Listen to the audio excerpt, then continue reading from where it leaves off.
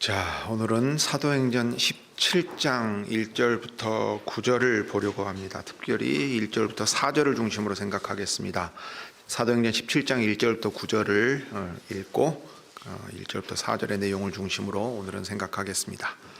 신약성경 사도행전 17장 1절부터 9절입니다. 저희가 암비볼리와 아볼로니아로 다녀가 데살로니가에 이르니 거기 유대인의 회당이 있는지라. 바울이 자기의 규례대로 저희에게로 들어가서 새 안식일에 성경을 가지고 강론하며 뜻을 풀어 그리스도가 해를 받고 죽은 자 가운데서 다시 살아야 할 것을 증명하고 이르되, 내가 너희에게 전하는 이 예수가 곧 그리스도라 하니 그 중에 어떤 사람 곧 경건한 헬라인의 큰 무리와 적지 않은 귀부인도 권함을 받고 바울과 실라를 좇으나, 그러나 유대인들은 시기하여 저자의 어떤 괴악한 사람들을 때리고 떼를 지어 성을 소동케 하여 야손의 집에 달려들어 저희를 백성에게 끌어내려고 찾았으나 발견치 못하매 야손과 및 형제를 끌고 읍장들 앞에 가서 소리질러 가로되, 천하를 어지럽게 하던 이 사람들이 여기도 이름에 야손이 들였도다. 이 사람들이 다 가이사의 명을 거역하여 말하되 다른 임금 곧 예수라 하는 이가 있다 하더이다 하니, 무리와 읍장들이 이 말을 듣고 소동하여 야손과 그 나머지 사람들에게 보를 받고 놓으니라. 자, 사랑하는 교회 여러분, 우리가 이제 사도행전 가운데서 바울의 제2차 선교 여행의 내용을 보고 있습니다. 지난주까지는 이제 빌립보에서 있었던 일을 보았습니다. 이제 드로아에서 사모드라게를 거쳐 네아폴리스로 갔습니다. 그래서 이제 마케도니아 땅으로 건너가게 되었는데요. 그래서 마케도니아의 이 첫 번째 큰 성인 빌립보에 도착을 했습니다.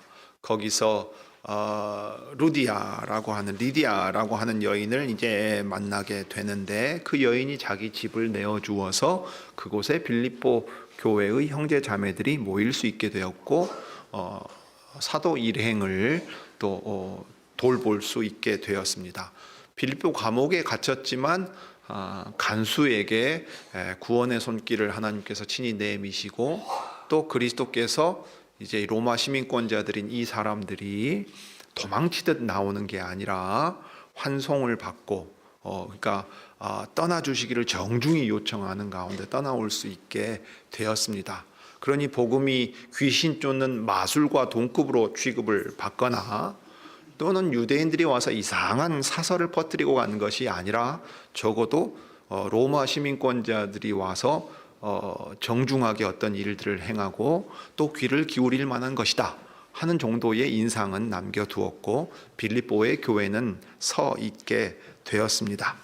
그 다음에 이제 17장에 가면 중요한 도시들이 나옵니다. 제일 크게는 1절부터 9절에 보면 데살로니가가 나오고, 그 다음에 이 데살로니가와 대조적으로 데살로니가에서 이제 빠져나가면서 베레아에 들리고, 그 다음에 이제 바울이 이 아테네로 가는 일정이 나옵니다. 그러니까 마케도니아에서는 이 데살로니가가 가장 중요하게 됩니다.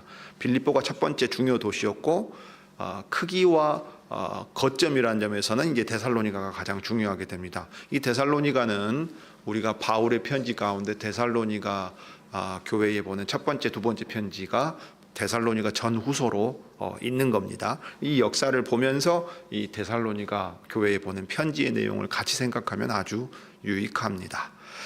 자, 그래서 이제 먼저 생각할 것은 17장 1절에 이 바울 일행이 데살로니가에 도착했다, 이르렀다 하는 것이 이제 무슨 의미가 있는가를 좀 생각하겠고, 그 다음에 2절부터 4절의 내용을 가지고 주께서 이 데살로니가의 교회를 친히 세우신 내용을 이제 생각해 보려고 합니다. 먼저 16장 40절부터 보면 이제 바울과 실라로 대표되는 두 사람과 일행이 빌립보를 떠나는 모습을 보게 됩니다. 그런데 우리가 아주 좀 누가가 이 주어나 어떤 문장을 표현함에 있어서 신중하고 섬세하게 표현하고 있는 것에 주목할 필요가 있습니다. 왜냐하면 16장부터 보면 마케도니아 사람의 환상을 바울이 보았을 때 우리가 주께서 보여주신 것임을 확인하고 이제 이 마케도니아 지방으로 떠났다 하는 표현이 사용되어요. 그러니까 그때 우리는 이 사도행전을 기록한 사람이 그 일을 경험하는 선교단 일행에 같이 있을 때의 일이라는 얘기입니다. 그런데 잘 보시면 16장 40절부터 17장 1절에 약간의 변화가 있어요. 그게 뭐냐면 16장 40절은 이제 두 사람 바울과 실라지요. 옥에서 나왔다 했어요. 그 다음에 17장 1절을 보면 주어가 어떻게 되어 있냐면 저희가 암비볼리와 아볼로니아로를 거쳐서 이 데살로니가에 도착했다라고 했어요. 우리가 암비볼리와 아볼로니아로 다녀가서 통과해서 데살로니가에 이르렀다 하지 않았어요. 자, 그러면 누가 이 일정에서 여정에서 빠지게 된 거죠?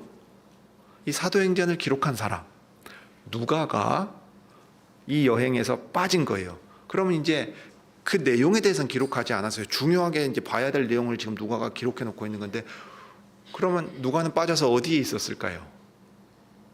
빌립보에 남은 겁니다. 빌립보에 남아요. 사도행전 기록을 보면 20장 6절 정도인가 가면 우리라는 말이 다시 나옵니다. 그게 무슨 뜻인가 하면 누가가 빌립보에 남아 있고 바울과 실라, 그 다음에 17장에 보면은 이제 디모데도 나온단 말이에요. 디모데와 같은 일행은 빌립보를 떠난 거예요. 그게 왜 가능했냐면 바울과 실라는 빌립보에 더 머물러 있을 수가 없었어요. 그렇지만 누가는 거기 머물러 있어도 됐단 말이에요. 그러면 빌립보에 있었던 그 시간이 그리 길지가 않아요. 아주 짧은 시간이기 때문에 루디아와 또 형제 자매들이 그곳에 모인다 하여도 여전히 이 큰 오해 속에서 교회가 서는데 어려움이 있어요. 당장에 장로를 세울 수 있는 상황도 아닌 것 같아요. 그러면 어떻게 하느냐? 일행 중에 한 명을 남겨둬서 교회를 돌보게 합니다. 그러면 이 기간이 어느 정도 되었겠는가 생각하면 생각보다 길어요. 생각보다 깁니다.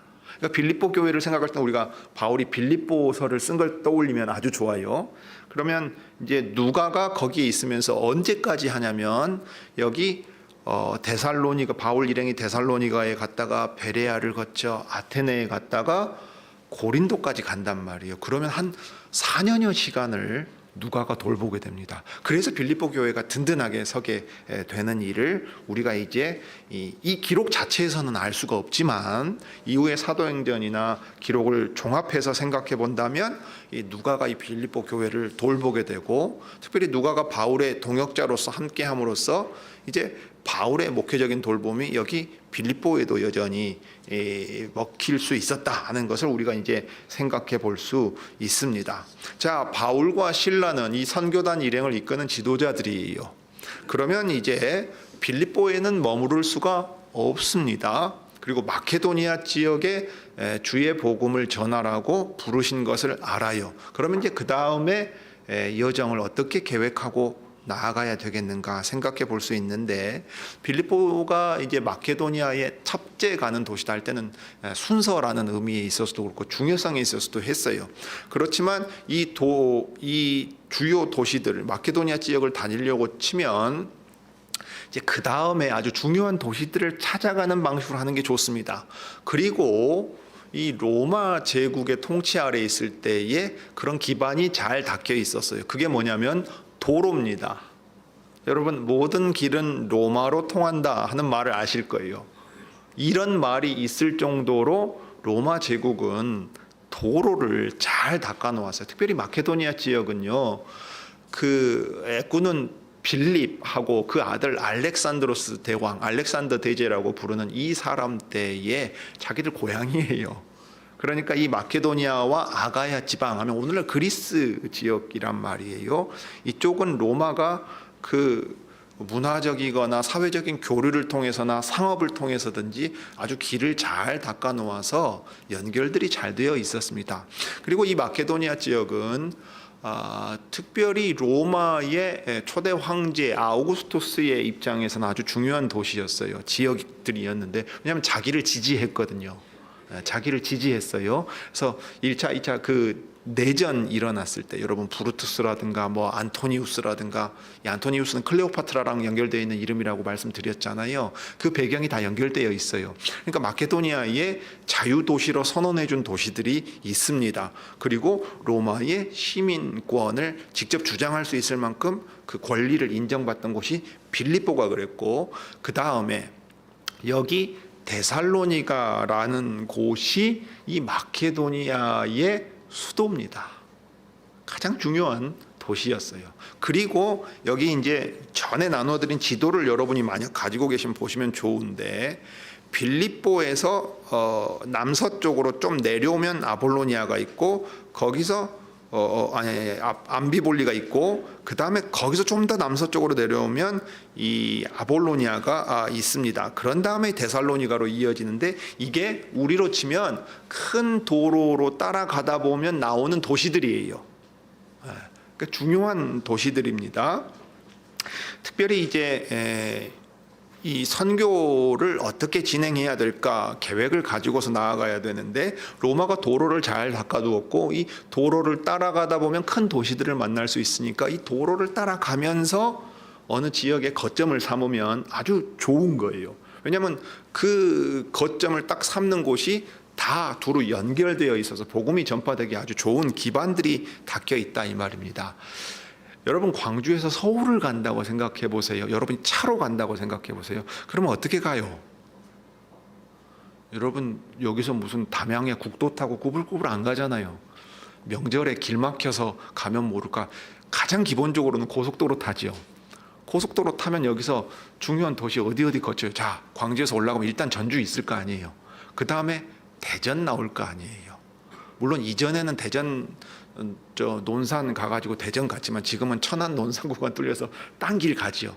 그럼 예전 같으면 신탄진 중에서 거쳐서 가야 되는데 그쪽 안 거치고 뭐 어디 공주 거쳐가지고서 옆에 가보다 보면 고려신학대학원 간판도 보이는 고속도로 타고 또 서울 가는 고속도로로 딱 합쳐져요. 그러면 이렇게 가다 보면은 전주 있고 대전 있고 올라가다가 보면은 어디 수원 지나고 제일 끝에는 서울 있고 뭐 이런 식이란 말이에요. 그러면은 발 닿는 대로 아무 데나 가는 게 아니고, 우리는 어떤 특별한 목적을 가지고 여기로 보냈으니까 그 목적을 이루기 위해서 전략적으로 행동해야 된다 하는 생각을 가지게 됩니다. 그러면 당장의 좋은 지역이 어디냐면 빌립보 다음은 암비볼리예요. 암비볼리라는 도시를 도로를 따라가다 보면 바로 만나게 되어 있어요. 그게 암비볼리가 먼저 순서가 나오지요. 왜 그러냐면 빌립보 남서쪽으로 한 50km 떨어져 있는 중요한 상업도시가 여기 암비볼리였어요.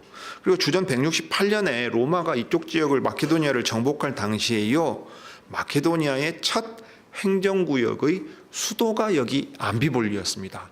그러니까 암비볼리도 바울이 선교의 거점을 삼을 만한 아주 중요한 도시였어요. 그런데 그곳을 선택하지 않고 더 안으로 들어갑니다. 그러니까 이제 아폴로니아를 거치게 되는데, 이 암비볼리와 데살로니가 중간 정도의 이 아볼로니아가 있고, 두 도시 모두 그 비아 에그나티아 도로라고 하는 길 위에 있는 거예요. 그런데 그곳을 선택하지 않았어요. 흔히들 이제 이곳을 그냥 지나쳤다고 그러는데 그냥 지나치지는 않은 것 같아요. 아마도 복음을 전할 수 있는 일들을 했을 가능성이 있습니다만, 그곳을 거점으로 삼아서 정착해서 어떤 일을 펼치지는 않아요. 그러면 이제 그 다음에 간 곳이 어디냐? 데살로니가가 되는 겁니다. 이 얘기는 그냥 가다 보니까 중간에 지켜보니까는 저기가 암비볼리네, 여기는 아볼로니아네, 이러고 간 게 아니란 얘기예요. 알고 간 거예요. 그런데 암비볼리나 아폴로니아를 선택하지 않고 오히려 데살로니가에 갔다고 보는 것이 좋은 겁니다. 그러니까 우연히 그냥 가다 보니까 나왔다가 아니라 계획하고서 데살로니가까지 간 거예요. 그러면 왜 데살로니가냐 하는 것을 이 17장 1절이 우리에게 보여주는 겁니다. 여기 우리 한글 번역에는 거기 유대인의 회당이 있는지라 했어요. 그러니까 이렇게만 읽으면 어떤 느낌이냐면 데살로니가에 갔는데 잘 됐네, 마침 거기 유대인 회당이 있더라 하고, 이게 의도하지 않고 우연히 일어난 일처럼 보이는데 사실은 그렇지 않아요. 데살로니가에 이르렀는데 그 데살로니가를 설명하는 말이 뭐냐면 그 데살로니가는 유대인의 회당이 있는 곳이었다 이렇게 되어 있어요. 자, 그러면 바울과 실라가 마케도니아 선교의 거점을 암피볼리에 잡지 않은 이유가 뭐냐면 데살로니가가 그 마케도니아 도에서 가장 으뜸간 가장 큰 도시고 수도예요. 그리고 무엇보다 유대인의 회당이 있고 유대인들이 그곳에 많이 있기 때문에 그래요. 그러니까 바울에게 있어서는 복음을 유대인의 회당이 있는 곳, 그러니까 기도처 정도가 아니라 회당이 있어서 확고하게 모세의 율법을 알고 있는 사람들이 있는 곳에 먼저 복음을 전하는 것이 선교의 전략으로 확고히 있었던 겁니다. 그렇게 하면 우리로 치면 구약 성경의 말씀을 알고 있는 이들이 예수 그리스도를 받아들이고 무엇보다 모세의 율법을 듣는 이방인들도 그곳에서 만날 수 있기 때문에 그곳이 예수 그리스도의 부활의 복음을 전하기 가장 전략적으로 좋은 곳이 되는 거예요. 게다가 사회, 경제, 문화적으로 데살로니가가 지니고 있는 중요성이 여기에 있는 겁니다. 자, 그러니까 좀 특이한 거죠. 데살로니가는 마케도니아의 수도라. 그 이유 때문에 데살로니가에 간 게 아니에요. 유대인의 회당이 거기 있기 때문이에요. 이 점은 미묘한 차이 같지만 아주 중요합니다. 바울의 동기는 신앙적이고 종교적이에요. 자, 말하자면 서울에 한국의 인구 절반이 몰려 있고 사람이 몰려 있는 곳이니까 기회의 땅이다 하고 가는 게 아니라고요. 네. 그건 부수적이라 이 말이에요. 그것 때문에 데살로니가를 고른 게 아니라 데살로니가에 유대인의 회당이 있어서 부활하신 그리스도의 복음을 받아서 교회가 서기에 가장 아주 좋은 여건들이 마련되어 있었다는 것을 지금 생각하고 있었다는 겁니다. 그러니까 이제 누가가 한 4년여 정도를 빌립보에 있으면서 빌립보 교회를 돌봤고 바울과 실라, 그 다음에 이제 디모데가 여기 같이 갔어요. 그래서 같이 가서 이 데살로니가에서 선교를 할 수 있었습니다. 그래서 이제 이런 정황을 우리가 어디서도 확인해 볼 수 있냐면 데살로니가전서 1장 8절에서도 볼 수 있습니다. 주의 말씀이 너희에게로부터 마케도니아와 아가야에만 들릴 뿐 아니라 하나님을 향하는 너희 믿음의 소문이 각처에 퍼졌다 그랬어요. 잘 보면 바울의 경로를 떠올려 보면 아주 좋습니다. 빌립보에서 어디로 갔죠? 데살로니가로 갔어요. 근데 데살로니가는 마케도니아의 수도입니다. 그러니까 마케도니아 지역의 모든 사람들이 왔다 갔다 할 거 아니에요. 그리고 데살로니가에서 일어난 일은 곳곳에 퍼져요. 그 다음에 그러니까 여기 데살로니가가 마케도니아를 대표해요. 그 다음에 가는 게 어디예요? 17장에 나중에 나오는데 아테네입니다. 그러니까 아가야 지방을 대표하는 곳이란 말이에요. 아테네란 말이에요. 그러니까 바울의 선교의 여정대로 지금 얘기가 되어 있는 거예요. 주님의 말씀이 데살로니가에서부터 마케도니아 전역에 가고 아가야에도 들릴 뿐 아니라 데살로니가의 교회의 믿음의 소문이 각처에 퍼질 수 있는 이유가 뭐냐면 각처와 연결되어 있는 그런 곳이었기 때문이라 이 말입니다. 그리고 여기 데살로니가는 이제 마케도니아의 수도였고 그 다음에 그리스 문화의 아테네와 함께 마케도니아와 그리스의 이 중요 도시가 되는 거예요. 그러면 문인들, 시인들, 학자들 이런 사람들의 교류가 왕성했습니다. 그들이 가지고 있던 유산도 뛰어났단 말이에요. 그러니 한편으로는 여러 인종이 섞여 살고 상업적으로나 문화적으로 대단히 융성한 도시였어요. 사회의 기반이라는 측면에서는 그렇습니다. 그렇지만 이것이 반드시 복음이 뿌리 내리는데 우호적인 역할을 하는가, 배경 역할을 하는가는 좀 다른 문제일 수 있습니다. 여하튼 이제 마케도니아 지역에서 이 데살로니가 대단히 중요한 지역이기 때문에 바울과 실라가 그곳에 거점을 마련하게 되는 것이고 그 다음에 편지를 보낼 때도 빌립보서도 있지만 데살로니가 전후서에 편지를 써서 그곳에 보내는 것을 우리가 알 수 있습니다. 자, 그러므로 우리가 이제 여기서 생각할 수 있는 게 있어요. 주님의 인도하심에 대한 얘기입니다. 흔히들 주님의 인도하심을 눈 감고 기도할 때 무언가 마음속에 떠오르는 걸 따라가는 것처럼 생각해요. 그런데 사실은 그렇지 않습니다.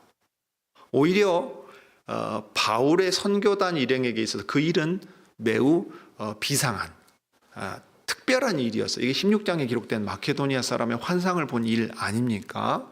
그러니까 일반적으로는 주님의 인도하심을 어떻게 받냐면 분명하게 명하신 사명이 있어요. 예를 들어서 바울이 회심하려고 할 때에 보여주고 들려주었던 일이 있단 말이에요. 그러면 명확하게 알고 있는 사명에 기초해서 이 사명을 어떻게 수행해야 되는가 하는 구체적인 일에 주님의 인도하심을 받을 때 신자들이 자기 믿음의 분량만큼 적극적으로 계획을 세워가면서 행하는 겁니다. 자, 우리가 아까 데살로니가에 이르르거나 암비볼리를 거점으로 삼지 않는다 그럴 때 이유가 중요하다 그랬잖아요. 하나님의 말씀을 전하라고 하신 일이기 때문에 다른 어떤 기반들이 닦여 있을 때 이것을 통해서 도움을 얻을 수 있지만 그것 자체가 이 일의 주요 동기나 이유와 목적이 되지는 않습니다. 오히려 유대인의 회당이 있어서 모세의 율법이 바로 그리스도인 예수님을 가리키고 있다고 변증, 복음을 변호할 수 있는 토양 아래서 먼저 하나님의 백성인 유대인들에게 전하고 또 그곳에 모세의 율법을 듣는 이방인들에게 전하고 더 나아가서 이방인 전체에 전파되게 되는 일을 감당하려고 했다고요. 그러니까 대단히 전략적이에요. 계획적입니다. 주님이 주시는 이성을 적극적으로 잘 활용해서 주님이 우리를 통해 어떻게 일하시는가를 배운 사람들이에요. 그러니까 저기 갈라디아 지방이나 부르기아 지방이나 아시아 땅에서 복음 전하는 걸 막으시고 마케도니아로 옮기시는 건 매우 특별한 경우입니다.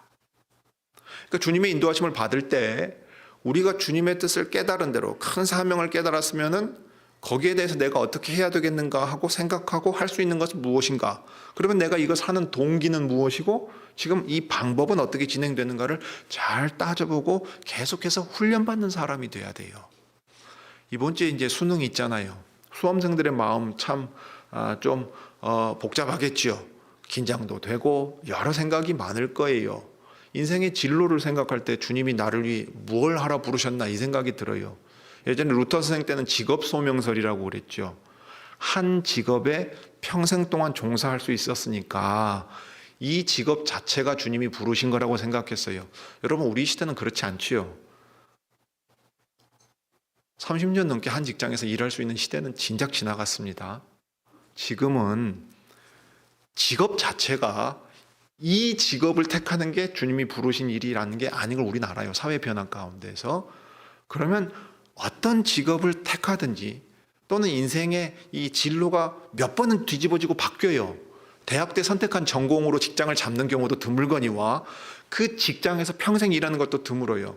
그러면 그 변화에 맞춰서 우리는 어떻게 계획하고 생각해야 되는가를 이제 생각해 볼 수 있는 그런 시절을 살아가고 있단 말이에요.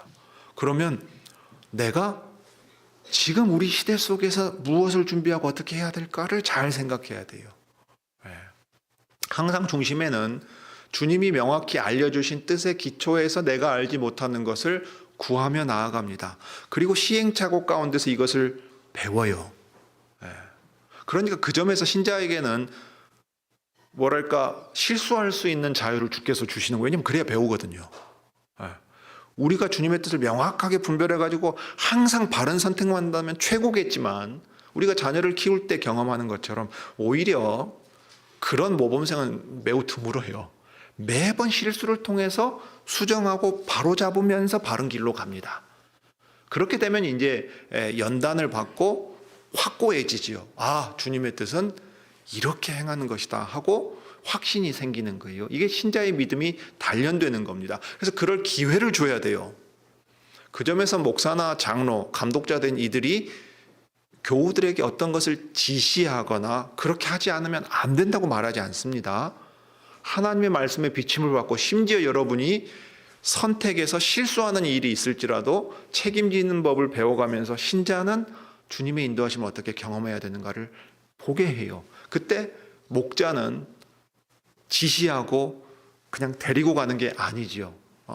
하나님의 뜻이 어디에 있는가를 생각해 보도록 권면하고 독려하고 때로는 책망하면서 자신이 선택해서 바르게 나아갈 수 있게끔 돕는 겁니다. 그래서 목자이신 그리스도의 인도하심 아래 있게 되기를 바라는 거예요. 자, 그러니까 주의 인도하심을 눈 감고 기도할 때 하나님이 너 어느 대학 가거라, 너 어느 회사 가거라 그렇게 명하지 않으세요. 오히려 더 달라요. 내가 너에게 준 은사가 무엇인지 생각해봐라. 너 뭐 잘하냐?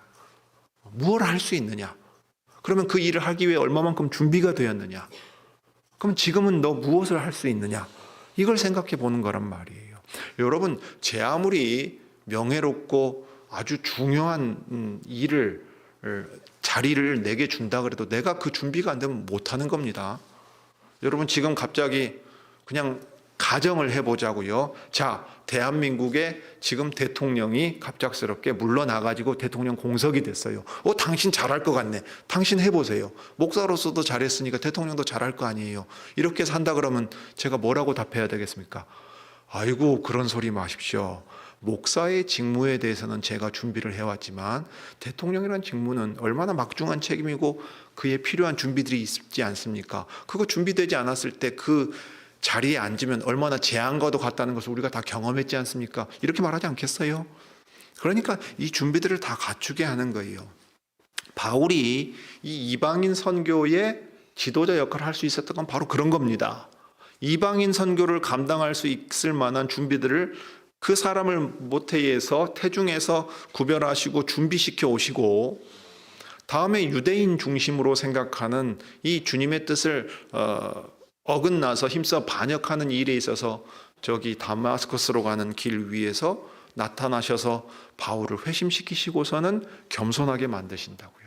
그렇지만 그가 그동안 쌓아왔던 모든 것들은 그리스도 안에서 새롭게 사용될 수 있는 여전히 중요한 것들이었습니다. 그리고 그가 갈라디아 지방에서의 선교를 한 일, 빌립보에 오게 된 일, 그 이후의 모든 걸음 가운데서도 주님은 나를 이 목적을 위해서 이렇게 인도하시는구나. 그러면 우리가 이 일에 대해서 이렇게 준비하고 마땅히 행해야 되겠다. 단순히 도시가 크고 거점이 될 만하면 고르는 것이 아니다. 우리의 사명은 주님의 복음을 전하는 것이고 로마 시민권자로서 우리의 학식의 기초에서 당대의 스토아 학파들처럼 무슨 지식을 가르치거나 소피스트들처럼 돈 받고서 지식 상인이 되는 그런 역할을 하라는 게 아니다. 우리의 주님이 그리스도시라는 사실을 이 복음을 증거하는 일을 통해 어떻게 할 것이냐를 드러내야 돼요. 실제로 데살로니가에서 바울이 한 사역을 보면 자비랑 사역합니다. 여러분, 복음이 전파되는 일에 있어서 그 어떤 장애도 없게 하기 위해서 스스로 일을 한단 말이에요. 이 텐트 메이커라는 말 들어보셨을 거예요. 장막을 만드는데 오늘날로 치면 군수품 납품일 수도 있어요. 그리고 상당히 고급 품목입니다. 그냥 허름한 거 잡일했다는 얘기가 아니에요. 그러니까 그 일을 하면서 이제 막 서가는 교회에는 부담을 끼치지 않으려고 했고 어떻게 하든지 주님의 복음만이 드러나게 하려고 선교의 모든 전략을 짭니다. 주님의 종은 이런 방식으로 내가 살아도 주를 위해 살고 죽어도 주를 위해 죽는다 하는 심정으로 사는 게 무엇인지를 바울이 지금 선교 가운데서 우리에게 보여주고 있는 겁니다. 수험생이나 수험생을 둔 우리 부모님들은 많이 긴장될 거예요. 그러나 흔히 하는 말로 인생 깁니다. 평생 공부해야 될 거예요. 그리고 이 진로가 몇 번은 바뀔지도 모릅니다. 지금 당장에 내가 뭘 구체적으로 해야 될지도 드러나지 않을 수도 있어요. 그러면 지금 할 수 있는 거 주님 앞에 순종하면서 가는 겁니다. 왜냐하면 우리의 걸음을 주님이 친히 인도하세요. 그러니까 주님의 뜻이 어디 있는가는 당장에 우리가 다 분명히 못 깨달을 수도 있어요. 그런데 돌아보면 그때 주님이 엉뚱한 길로 가지 않게 나를 보호해 주시면서 내가 주님의 뜻을 깨달을 수 있게 가르치셨다 하는 고백이 우리 인생에서 반드시 나옵니다. 이게 이제 믿음을 가진 사람들이 낙심하지 않고 주님이 인도하심을 구하면서 계속해서 가는 거예요.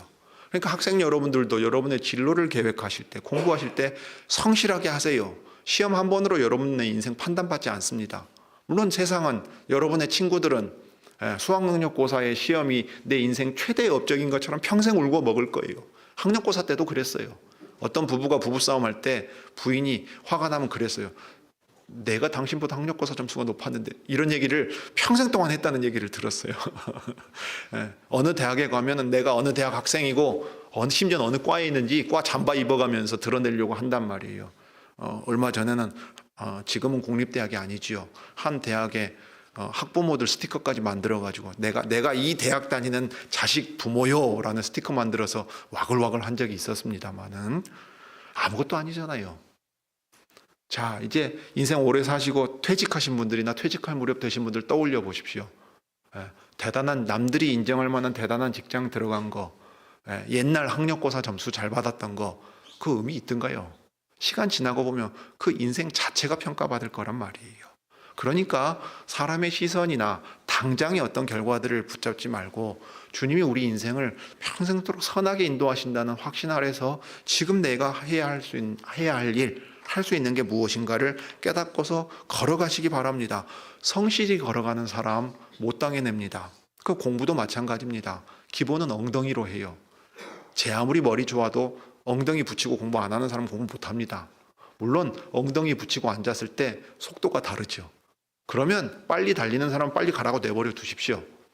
그 사람은 그 사람이고 나는 나니까요. 주님은 나를 있는 그대로 쓰십니다. 내가 얼마만큼 주님의 뜻을 바로 깨닫고 잘아가느냐의 문제지 저 사람은 어떻게 됩니까? 물어볼 필요가 없어요. 이게 주님 부활하신 이후에 베드로가 사도 요한에 대해서 그렇게 물었거든요. 저 사람이 죽음을 보지 않든지 뭐하든지 네가 뭔 상관이냐. 너는 네 십자가 지고 나 따라라. 그렇게 말씀하신단 말이에요. 그러니 이것은 여러분이 청소년이든 청년이든 장년이든 노년이든 할 것 없이 우리가 선교를 하든 그냥 평범하게 직장인으로 살아가든 상관없이 주님의 인도하심 아래서 항상 기억해야 될 점입니다. 자, 이제 본문을 좀 더 보면 데살로니가 교회를 주님이 친히 세워가시는 모습을 봐요. 이 바울의 복음 전파를 주님이 쓰셔서 하시는 일입니다. 이 3절은 바울이 이제 새 안식일에 회당 예배에 참석해가지고 그리스도를 증거한 일에 대한 건데 그 결과가 이제 4절에 나옵니다. 그 중에 어떤 사람 곧 경건한 헬라인의 큰 무리와 적지 않은 귀부인도 권함을 받고 바울과 실라를 쫓았다 그랬어요. 잘 주목해 보시면 이제 유대인의 회당에 들어갔잖아요. 그러면 당연히 유대인들이 반응을 보여야 될 것 같은데 누가는 유대인들의 반응을 주목해서 기록하지 않고 다른 어떤 걸 기록했어요. 그게 뭐냐면 경건한 헬라인 가운데 상당한 무리가 이제 이 복음을 받아들이고 바울과 실라를 쫓았다 그랬습니다. 교인이 생겨났는데 어떤 사람들이요? 모세의 율법을 알고 있던 유대인들을 넘어서 헬라인들이요. 헬라인들이 이 복음을 받아들이고 마케도니아 지역의 수도에서 이 사람들이 바울과 실라를 쫓아 그리스도의 제자들이 되었다는 걸 보여줘요. 그 다음에 여기 적지 않은 귀부인도 언급됩니다. 이 귀부인은 누구냐면 도시의 유력한 사람들의 부인이에요. 예를 들면 여기 도시라고 했으니까 시장 부인, 뭐 정무부시장 부인, 아주 중요한 직책을 맡은 남편들이 아주 유력한 사람들인데 그 부인들도 와서 복음을 듣고 이제 그리스도의 제자가 돼요. 그럼 어떻게 하겠어요? 집에 돌아가서 남편에게도 얘기하고 식솔들에게도 얘기하고 그 다음에 이런 사람들이 복음을 받아들이니까 복음은 그냥 하층민들이 받아들이는 뭐 별로 신경 쓰지 않아도 될 어떤 것 이렇게 생각하지 않을 거란 말이에요. 그러니까 여기 다른 제자들도 있는데 헬라인들과 그 도시의 유력한 사람들의 부인들이 이 들어오게 하시는 놀라운 일을 누가가 기록한 것을 보시기 바랍니다. 왜냐하면 여기 바울 일행을 환대했던 사람들이 언급되지요. 야손이, 영어 식명은 제이슨입니다. 야손이라고 하는 사람이 자기 형제와 함께 자기 집에 지금 바울과 실라를 받아들였어요. 그럼 이 사람도 사실은 그리스도의 제자가 된 사람입니다. 루디아가 주께서 마음을 열게 하시니까 바울이 전하는 복음을 듣고 청종했다 그랬잖아요. 그래서 자기 집을 내놓은 것처럼 야손이 그렇게 했어요. 그러니까 다른 제자들이 있었던 거예요. 그런데 유대인들뿐만 아니라 헬라인들이 복음을 듣고 이 데살로니가의 교회가 세워지는 놀라운 일을 여기에 보는 겁니다. 그러면 유대인이나 헬라인이나 그리스도의 복음을 듣고 한 교회에 머무르면서 데살로니가라고 하는 지리적인 이점을 따라 복음이 퍼져갈 거 아니에요. 그 일을 주님이 친히 지금 하고 계시는 것을 우리가 보게 됩니다. 그런데 이 일을 할 때 바울이 자기의 규례대로 했다. 유대인에게 먼저 전해, 유대인의 회당이 있기 때문에 데살로니가에 갔고 새 안식일에 전했는데, 이게 예수께서 공생애 동안 하신 일과 똑같습니다. 실제로 누가가 표현한 방식도 똑같아요. 예수님도 자기의 규례대로, 바울도 자기 규례대로. 바울이 예수님을 만났느냐 안 만났느냐는 논쟁의 여지가 있어요. 만났을 가능성도 높아요. 그렇지만 다른 사도들처럼 공생애 동안 부활의 증인으로 따라다니는 형태의 그런 제자는 아니었단 말이에요. 그러면 예수님이 관례를 따라 관습을 좇아서 안식일에 유대인의 회당에 들어가서 가르친 것을 다른 제자들처럼 알지는 못했을 수도 있어요. 그런데 똑같이 하고 있어요. 예수님의 일을 지금 바울이 이어서 하고 있다, 이 말입니다. 이게 바로 바울을 주님이 쓰셔서 주님이 친히 교회를 세워가시는 증거로 누가가 일부러 여기 기록해 두는 겁니다.